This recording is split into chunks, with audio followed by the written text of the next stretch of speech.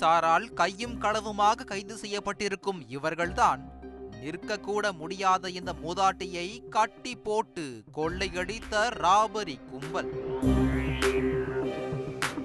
அவரது வீட்டிலேயே இரவு சாப்பிட்டு தூங்கி எழுந்து காலையில் அவரிடமே கொள்ளையடித்தது வேறு யாரும் இல்லை, மூதாட்டியின் சொந்த தங்கச்சி மகன். இந்த அரை டவுசர் திருடர்களுக்கு மத்தியில் அப்ராணியாக உட்கார்ந்திருக்கும் இவர்தான் மகாலட்சுமி. ஆற்காடு பகுதியைச் சேர்ந்தவர்.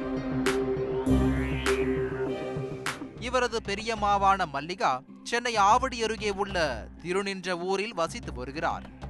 கணவனை இழந்த மல்லிகா கடைசி காலத்திற்காக சேர்த்து வைத்த பணத்தை வைத்துக் கொண்டு இந்த வீட்டில்தான் காலத்தை கடத்தி வந்திருக்கிறார். இந்த நிலையில் இவரது தங்கை மகளான மகாலட்சுமி அடிக்கடி மல்லிகாவிடம் கடன் வாங்குவது வழக்கம். சம்பவம் நடப்பதற்கு முதல் நாள் வழக்கம் போல வீட்டு பத்திரத்தை தூக்கி கொண்டு மல்லிகா பாட்டியை பார்க்க வந்தவர் அடமானமாக பத்திரத்தை வாங்கிக் கொண்டு பணம் கேட்டிருக்கிறார். ஆனால் பாட்டியோ பணம் இல்லை என கைவிரித்து விடவே என்ன செய்வது என தெரியாத மகாலட்சுமி பணம் வாங்காமல் போவதில்லை என்ற முடிவோடு அன்று இரவு அங்கேயே தங்கி இருக்கிறார்.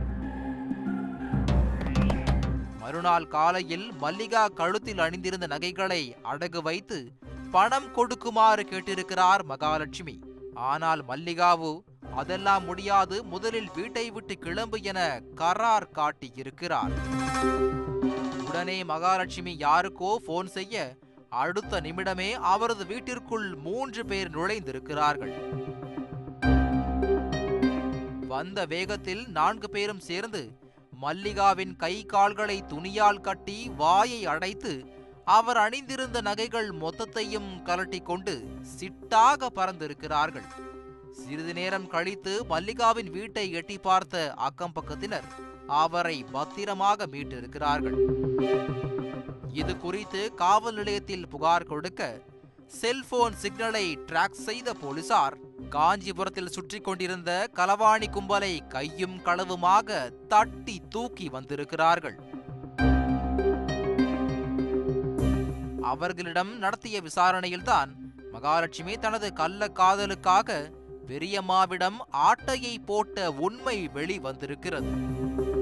மகாலட்சுமியின் கள்ளக்காதலன் வேறு யாரும் இல்லை, அரை டவுசர்களில் ஒருவராக அமர்ந்திருக்கும் யோக பிரகாஷ் தான். மகாலட்சுமியின் மகன் வெளியூரில் வேலை செய்து வரும் நிலையில் அவரது நண்பரான யோக பிரகாஷ் அடிக்கடி மகாலட்சுமியின் வீட்டிற்கு வந்து சென்றிருக்கிறார். மகனின் நண்பனோடு மகாலட்சுமிக்கு பழக்கம் ஏற்பட ஒரு கட்டத்தில் அது கள்ள காதலாக மாறியிருக்கிறது.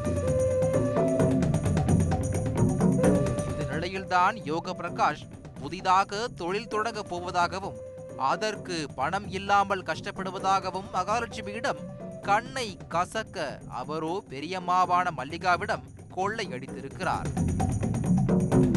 காதலுக்கு கண்ணில்லை என சொல்வது போல தற்போது கள்ள காதலுக்கும் கண்ணில்லாமல் போனதோடு ஈவு இரக்கமும் இல்லை என்பதை இந்த சம்பவம் உணர்த்தி இருக்கிறது.